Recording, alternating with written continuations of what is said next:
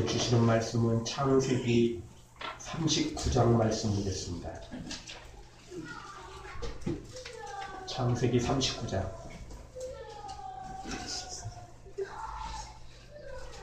창세기 39장 1절에서 6절까지. 안에서는 붕이 일어나고 붕이 하고 있네요. 우리도 더 뜨겁게 붕이하죠. 창세기 39장 1절에서 6절까지.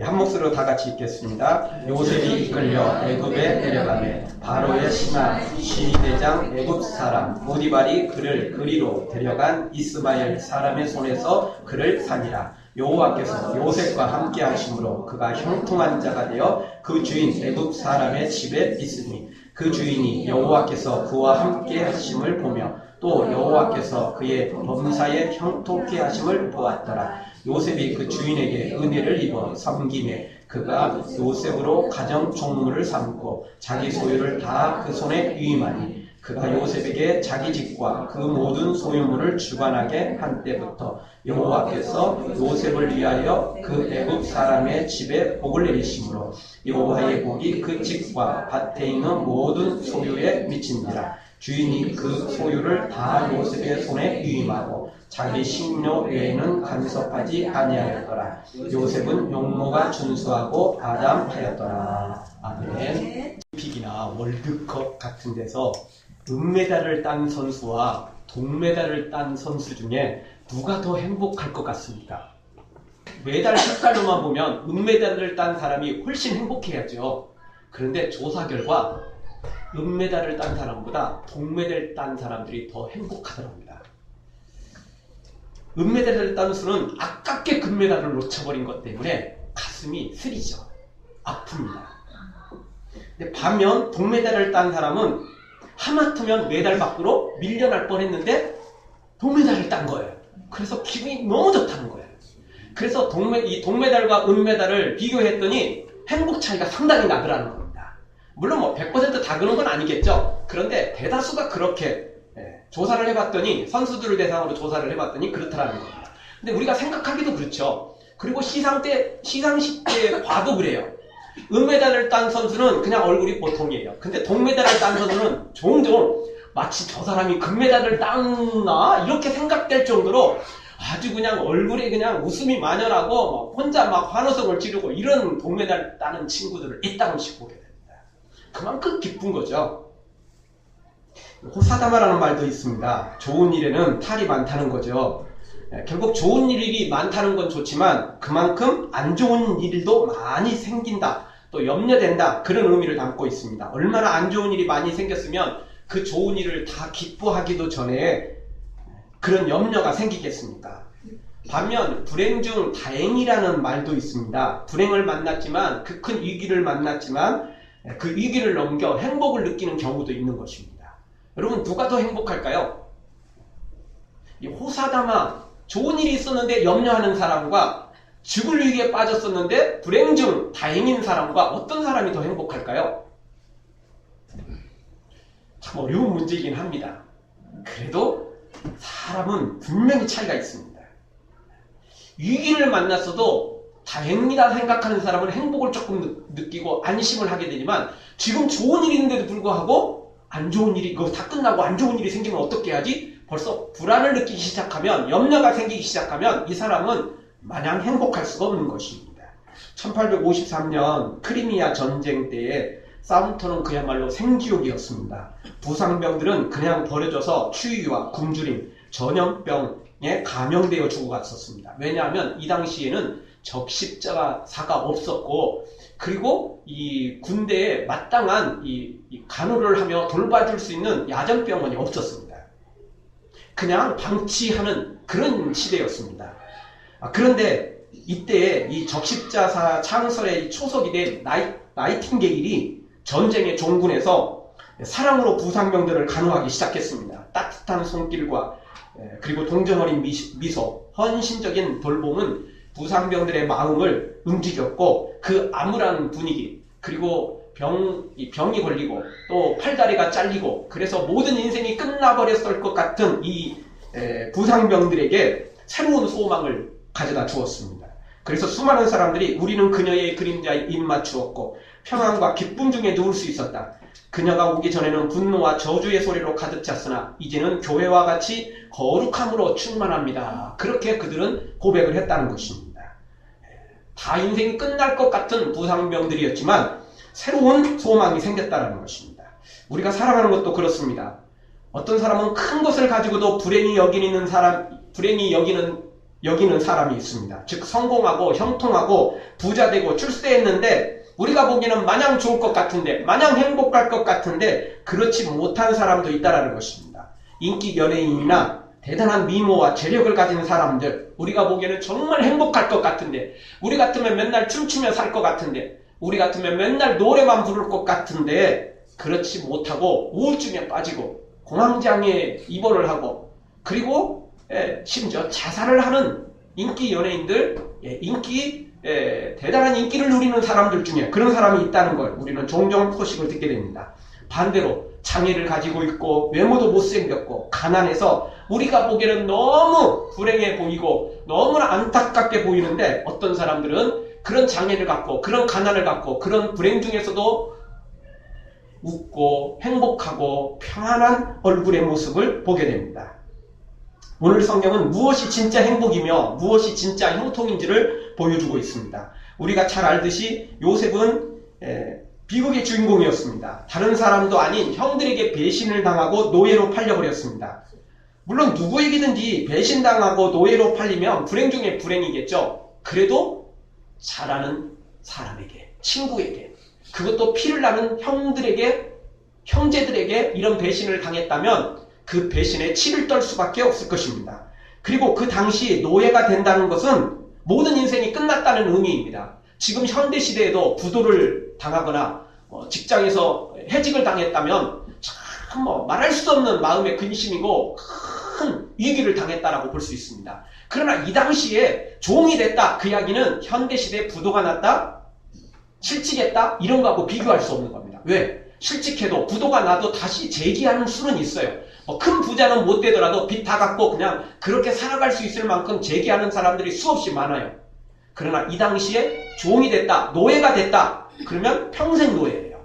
노예가 풀려나는 일은 거의 없어요. 그런 진짜 특별한 일 외에는 그런 일이 생길 수가 없는 거죠. 어떤 주인이 노예를 풀어주겠습니까? 평생 부려먹을 수 있는 걸 왜 풀어주겠냐고요. 풀어줄 일이 없는 것입니다. 그런데 이 요셉이 바로 이런 노예로 팔려가버리게 된 것입니다. 이때의 노예의 삶은 인간이 아니었습니다. 짐승과 같은 삶을 살았습니다. 이런 불행 중에 불행, 이런 저주 중에 저주의 나락으로 떨어진 요셉이 얼마나 불행했겠습니까? 그런데 오늘 성경에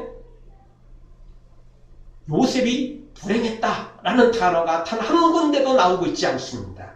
아니 도리어 요셉이 행복했고 형통했다라는 단어들이 계속해서 소개되고 있습니다. 생각해 보십시오. 요셉이 부잣집 도련님에서 하루아침에 노예로 추락했기 때문에 정말 불행 중에 불행이고 저주 중에 저주에 빠져 있기 때문에 모든 인생이 끝날 것 같았지만 그게 아니라 요셉이 진짜 행복이 무엇이고 진짜 형통이 무엇인지를 노예로 팔리고 난 다음에야 깨닫게 되더라는 것입니다. 체험하게 되더라는 것입니다. 사랑하는 성도 여러분, 여러분도 어떤 고난 속에서도 요셉처럼 행복한 자, 요셉처럼 형통한 자로 살아가는 여러분이 되어지기를 주의 이름으로 축원합니다. 그래서 오늘 말씀 통해서 우리가 중요한 주시는 하나님의 말씀은 당장의 성공보다 하나님이 함께하는 삶이 더 행복하고 더 중요하다는 사실을 우리가 깊이 인식해야 됩니다. 지금 당장 성공하는 것보다 하나님이 함께 하시며 하나님이 도와주는 인생, 그 사람이 진짜 행복하다는 것입니다. 처음에 말씀드렸어요. 은메달 딴 선수보다 동메달 딴 선수가 더 행복하다는 겁니다. 우리가 길을 걸어가다가 아무런 일도 없이 그냥 회사 갔다가 집으로 돌아온 사람보다 가다 오다가 교통사고 당해가지고 죽을 뻔했는데 구사일생으로 살아났다. 그러면 이런 사람은요, 와서 할 말이 참 많아요. 나 오늘 죽을 뻔했는데 그냥 아슬아슬하게 그냥 살아났다.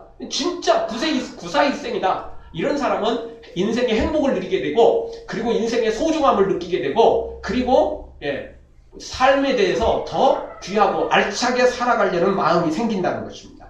마찬가지로 가나안 땅에서 부잣집 도련님으로 무엇 하나 부족함 없이 풍족하게 살아가던 요셉, 그는 거기서는 당연하게 여겼고 크게 행복함을 못 누렸습니다.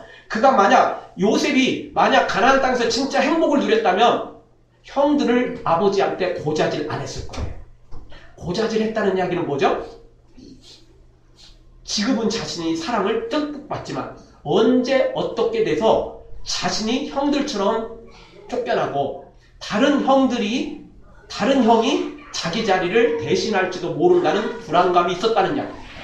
그러니까 요셉이 그 불행, 그 염려, 그 고통 때문에 형들을 자꾸 고자질한 거죠. 그래서 자기 사랑을 더 쟁취하려고 한 것입니다.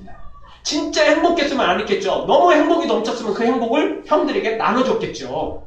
형들을 변호해주고 그랬겠죠. 그 요셉의 마음에는 언제 아버지한테 자기도 소외받을지 모른다는 두려움이 있었다는 이야기입니다.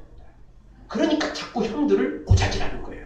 그래서 자기를 더 부각시키고 형들을 더 끌어내는 거죠. 그의 그 마음을 통해서, 그 행동을 통해서 우리는 충분히 요셉의 마음을 알게 됩니다. 그는 무엇 하나 부족함 없이 풍족하게 살았지만 알고 보면 행복하지 않은 거예요. 반면 요셉이 노예로 팔려왔습니다. 노예로 팔리는 순간 그의 인생 끝났다고 봐야 됩니다.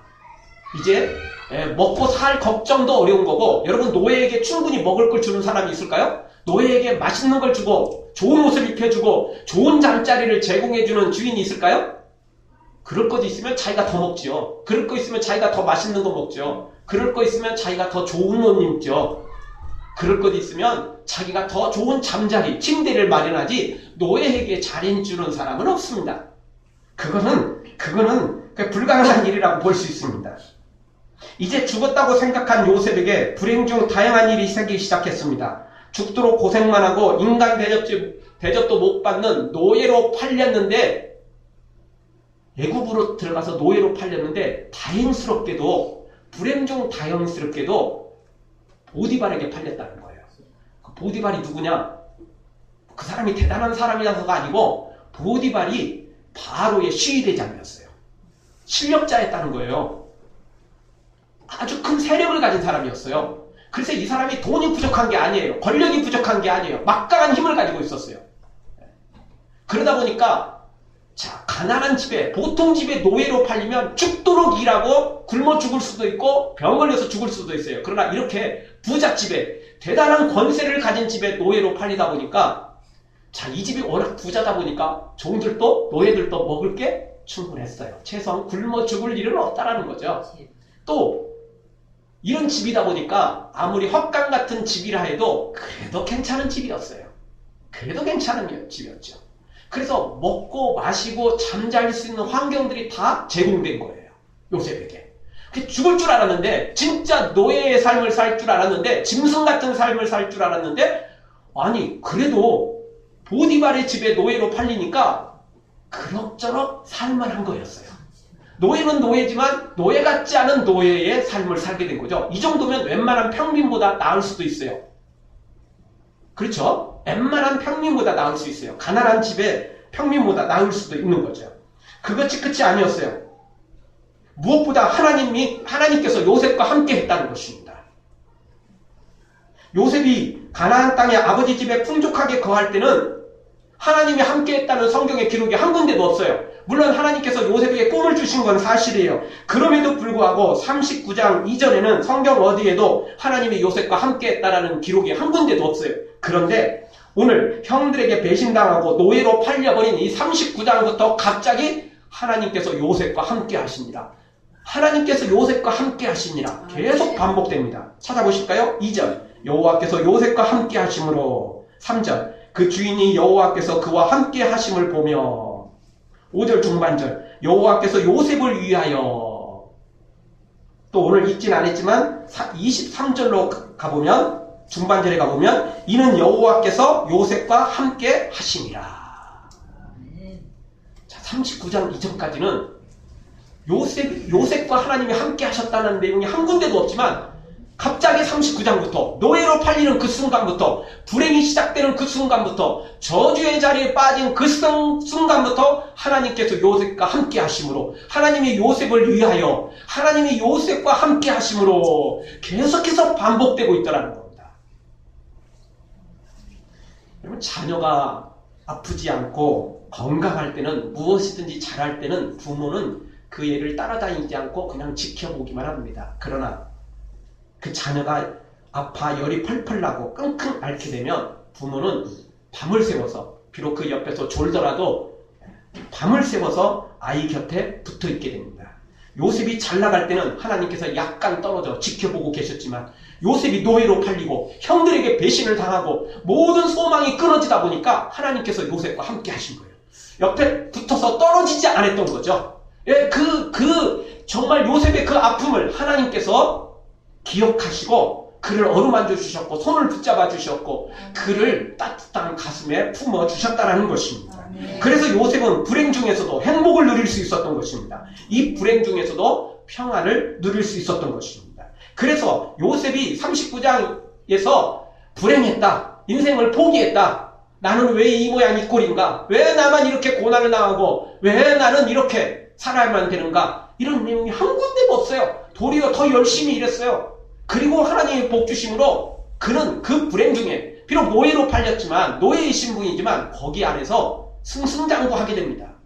물론 아무리 승승장구해도 노예는 노예일 뿐이지만 그러나 우리가 이후에 40장에 가서 또 하나님의 놀라운 기적이 일어나는 걸 보면 이것도 하나님의 놀라운 과정 속의 하나였다는 것입니다. 지금 힘들고 어렵다고 반드시 불행한 건 아닙니다. 은메달 땄다고 제일 행복한 건 아니라는 거죠. 반대로 지금 우리가 지금 힘들고 어렵다고 마냥 불행한 거라고 말할 수도 없는 것입니다. 잘 나간다고 행복할 수 없는 거고 지금 어렵다고 불행하다는 법칙은 없는 것입니다. 마치 갓난아이에게 어떤 것을 주고 또 어떻게 달래주든지 간에 엄마의 품에 있지 않는 갓난아이는 무조건 울어버립니다. 무조건 울어버리죠. 그러나 먹을 것 안 줘도 장난감 안 줘도 도리도리 이런 거 안 해도 공연 안 해도 엄마 품에 안겨주기만 하면 그 아이는 생생은 잠을 자고 편안한 얼굴을 하게 되는 것과 같습니다. 우리가 하나님 품에 안겨 있으면 어떤 어려운 일을 만나도 하나님과 함께하면 하나님이 우리와 함께하면 평안을 누릴 수 있습니다. 행복을 누릴 수 있습니다. 그러나 아무리 잘 나가도 아무리 성공해도 하나님이 함께하지 않는다면 요셉이 가나안 땅에서 풍족하고 잘 나갈 때 그 불안감을 느끼듯 언제 추락할지도 모르고 언제 어떻게 될지 모르는 불안감을 느끼듯 그렇게 된다는 겁니다. 그래서 최고의 권력을 가진 대통령이 최고의 권력을 가진 국회의원들이 그리고 장차관들이 최고 인기를 가진 연예인들이 행복할 수 없는 이유가 그거예요. 지금 막 올라갈 때는 행복해요. 막 청와대 들어갔을 때는 행복해요. 막 국회의원 달았을 때는 행복해요. 막 최고의 인기 연예인이 됐을 때는 행복해요. 그러나 한 달 지나고 두 달 지나면 그때부터 불안함이 그때부터는 마음의 불안이 엄습하기 시작합니다. 언제 떨어질지 모르니까. 언제 추락할지 모르니까. 언제 누군가 자기 머리를 딛고 위로 올라갈지 모르니까. 그래서 사람들이 불행해지는 거예요. 그래서 사람들이 불안한 거예요. 반대로 최고 밑으로 떨어졌어도 노예로 떨어졌어도 최고의 밑자리로 떨어졌어도 행복한 사람이 있을 수 있다는 겁니다. 어떤 사람입니까? 하나님과 함께하는 사람. 하나님이 함께하면 마치 갓난아이가 엄마 품에 안겨있듯 그렇게 평안함과 기쁨을 누리게 되더라는 것입니다. 개척교회를 하면요 처음에 정말 힘듭니다. 교인도 없고 글쎄 교인들 많이 데리고 개척교회 하는 사람들도 있으니까 그런 목회자들도 있으니까 그런 분들은 잘 모르겠습니다. 그러나 아무도 없이 개척하는 분들은 정말 힘듭니다. 설사 물질이 좀 주어졌다 할지라도 교인들이 없으니까 그것도 좀 힘든 일이고 그리고 대부분 그냥 맨땅에 헤딩하듯 그렇게 개척하는 경우가 많거든요. 근데 놀라운 일은요 개척을 하다 보면 하나님의 놀라운 사랑과 기적을 날마다 체험하며 살더라는 겁니다. 저도 이렇게 개척한 지 우리 지금 이제 7년, 8년 가까이 되잖아요. 7년 됐는데 제 기억으로 개척하고 3년 동안 쌀을 구입해 본 적이 없습니다. 떨어질만 하면 누군가 보내주고, 떨어질만 하면 누군가 보내주고. 예. 우리뿐만 아니라 우리 교회에서 먹는 것까지 다 책임져 주셨습니다. 물론 힘들죠. 어렵죠. 근데요, 하나님의 기적을 진짜 체험할 때는 언제냐면 그렇게 힘들 때예요. 그렇게 어려울 때예요. 그래서 저는 이 개척하기 1년 전까지는 개척할 생각이 하나도 없었습니다. 뭐 교회 많은데 뭘 나까지 개척해? 그런 생각 가지고 있었는데, 근데 갑자기 1년 전부터 하나님이 사명을 주셨고, 그리고는 준비해서 이제 개척을 시작했는데, 뭐 누가 있습니까? 그냥 가족끼리 같이 시작한 거 아닙니까? 그래서 참 힘들었죠. 근데 하나님의 기적을 그때부터 더 많이 체험하더라는 거예요. 왜? 내가 할 수 없는 것을 하나님이 하시니까, 하나님이 도와주시니까 놀라운 기적의 체험의 자리가 그 자리가 되더라는 것입니다. 아멘. 여러분, 우리가 풍족하면 하나님은 그냥 옆에서 지켜보시기만 하십니다. 내가 똑똑하고 잘나서 다 잘하면 하나님은 옆에서 지켜보십니다. 왜? 도와줄 게 없어요. 근데요, 내가 추락하면, 내가 할 것이 없으면, 내가 정말 괴로워서 눈물을 흘리고 있으면 그때부터 하나님이 일하기 시작하십니다. 하나님은 사랑의 하나님이라 우리를 내버려 두지 않습니다. 우리가 하나님을 찾기만 하면, 우리가 하나님 앞에 간절히 기도하기만 하면 하나님은 언제든지 달려오셔서 우리의 손을 붙잡아 주시고 우리의 필요를 채우시며 우리에게 은혜를 주시더라는 것입니다. 요셉이 이런 놀라운 기적을 체험했던 겁니다. 가나안 땅에서 누리지 못했던 평안, 그때는 잘 먹고 잘 살았습니다. 최고의 도련님이었죠. 아버지의 사랑을 독차지했습니다. 그러나 행복하지 못했어요. 배부르지 못했습니다. 그러나 노예로 팔린 이 순간, 모든 인생이 끝나버렸다고 하는 이 순간, 요셉은 그때부터 하나님의 놀라운 평안과 기쁨을 누리게 됩니다. 하나님의 손을 붙잡고 하나님의 품 안에서 승리의 삶을 살게 되더라는 것입니다. 나의 등 뒤에서 나를 도우시는 주, 나의 인생 길에서 지치고 고나요 매일처럼 주저앉고 싶을 때 나를 밀어주시네. 평안히 길을 갈 땐 보이지 하나도, 지치고 고나여 넘어질 때면 다가와 손 내미시네. 아멘, 아멘. 아멘. 그렇습니다. 우리가 힘들 때, 우리가 지쳐 쓰러졌을 때 우리 주님이 다가오십니다. 찾아오십니다. 그리고 새 힘을 우리에게 불어주십니다. 그리고 새로운 놀라운 기적의 길을 열어주십니다. 홍해, 앞에 홍해가 있어도 주님이 가르치면 되는 것입니다. 아무리 큰 산이 우리 앞에 있어도 주님이 가르치면 갈라지게 되어 있습니다. 아멘. 그러나 내가 잘나서, 내가 똑똑해서, 내가 성공하는 경우에는 언제 어떻게 될지 모른다는 두려움이 임하게 돼 있죠. 그러나 주님이 도와주시면, 내가 한 게 없으면 어차피 처음부터 내가 안 했어요. 어차피 처음부터 내가 한 게 없거든요. 그러니까 주님이 주셨으니까 더 감사하고, 주님이 앞으로도 더 큰 기적을 베풀어 주실 거니까 더 큰 기대와 소망이 생기게 되니까 행복할 수밖에 없다는 것입니다. 아멘. 잘 될 것 같은데 안 되는 사람이 있고, 반면에 안 될 것 같은데 잘 되는 사람도 있습니다. 이거 참 말장난인 것 같지만 전혀 그렇지 않습니다. 금메달을 딸 것 같은데 만년 2인자로, 만년 은메달로 머무는 사람은 한이 맺히게 됩니다. 그런데 맨날 예선 탈락할 것 같은데 어떻게 동메달을 목에 걸고 어떻게든 패자부활전을 통해서 또 올라가고, 이런 사람이 있을 수 있다는 거죠. 비록 최고는 아니겠죠. 그렇게 어렵게 동메달 딴 사람들. 그러나 그는 어렵게 동메달을 땄기 때문에 더 행복해진 것이며, 말할 수 없는 가운데, 불가능한 가운데 땄기 때문에 더 행복한 것이죠. 그래서 만년 2인자라는 말은 있어도 만년 3인자, 뭐 이런 이야기는 안 들어보셨죠? 맨날 3등 해가지고 만년 3인자가 있을 수는 있겠죠. 그러나 만년 3인자라는 말은 안 씁니다. 보통. 뭘 쓰죠? 만년 2인자. 그런 단어를 많이 씁니다. 왜 그렇죠? 그만큼 우리가 보기도 한스럽고 본인은 얼마나 한스럽겠어요. 본인은 얼마나 그 마음이 답답하겠어요. 정상이 눈앞인데 계속, 근데 결승을 올라가는데 계속 은메달만 따니까. 금메달이 한이 맺힌 선수들, 운동선수 중에, 국가대표 선수 중에 의외로 많습니다.